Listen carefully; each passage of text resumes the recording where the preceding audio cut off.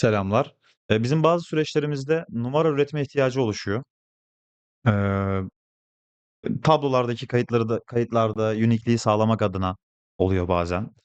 Eee, bazen belli numaralar oluşturmak için gerekiyor. Belli bir noktadan başlayıp devam eden sayılar üretilmesini istiyoruz. Bu tarz durumlarda SNRO işlem kodundan bir numara aralığı objesi tanımlıyoruz ve onu bir fonksiyon yardımıyla çağırıyoruz.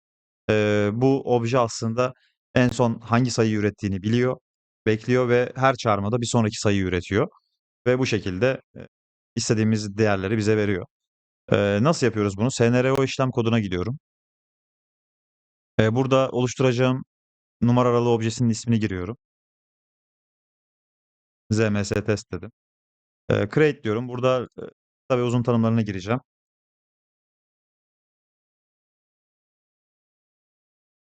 Test dedim. Burada oluşturulacak numaranın domainini aslında giriyoruz. Ben burada 10 karakterlik bir sayı üretilmesini istediğim için numc10 dedim.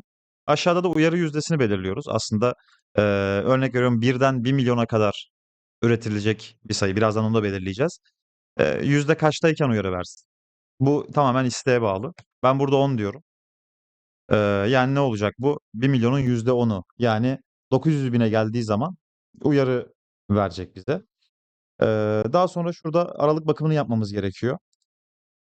Buradan butona tıklıyorum. Lokal obje olarak kaydediyorum. Buradan intervals butonuna tıklayarak burada aslında numara objemizi, numara aralığımızı tanımlayacağız. Burada aslında birden fazla aralık tanımlayabiliyoruz. Bu number range numarası da bu işte hangi aralığı birazdan çağıracağımız fonksiyonda aralığın ID'si gibi bir şey oluyor diyebilirim. Burada 0-1 için örnek veriyorum. 1, 2, 3, 4, 5, 6, 7, 8, 9, 1 dedim. Birden başlasın. Ee, 9, 9 buraya kadar gitsin diyorum. Enter dedim. Ee, bir tane daha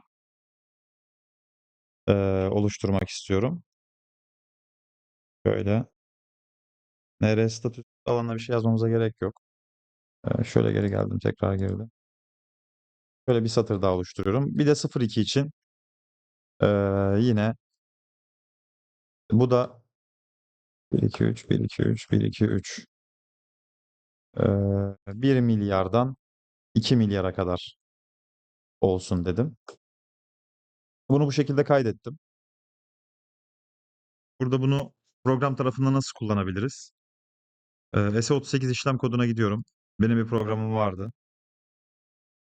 Burada number get next isminde fonksiyonumuz var. Bununla aslında numaralı objelerini çağırabiliyoruz. Pattern'e tıkladım. Number get next. Çağırdım bu fonksiyonu. Burada ihtiyacımız olan aslında zaten zorunlu bir şekilde bunlar açık geldi. Bir de number ürettiği sayıyı alabilmek adına bu alanı açacağım. Geri kalanlarını uçurabilirim. Obje kısmına obje ismimizi yazıyoruz. ZMS test şeklinde oluşturmuştum. Buraya da 01 ve 02 oluşturduk. Burada hangi aralığa ihtiyacımız varsa onun numarasını yazıyorum. 01'i istiyorum ben şu anda. Number kısmına da şurada bir data tanımlayalım. LV number type numc10. Şöyle bir aktif edelim. Kızdı. Neye kızdı? Ha şurada vermeyi unutmuşum. LV number'ı buraya veriyorum ve çağırıyor aslında. Burada 5'e kadar versin bize numaraları. Şöyle bir do döngüsü oluşturalım. 5 kez diyelim. Böyle. Şurada yazdığımız zaman böyle debug'da burayı kontrol edelim. F8'de yürütüyorum. Böyle geldiğimiz zaman LV number'ımız şu anda boş. İlk sayı üretti, 1 verdi.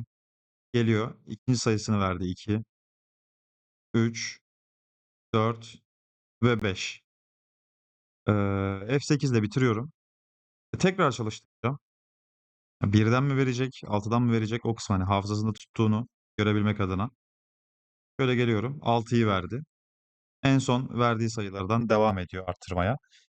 Number range objesini bu şekilde oluşturup bu şekilde kullanımını sağlayabiliyoruz.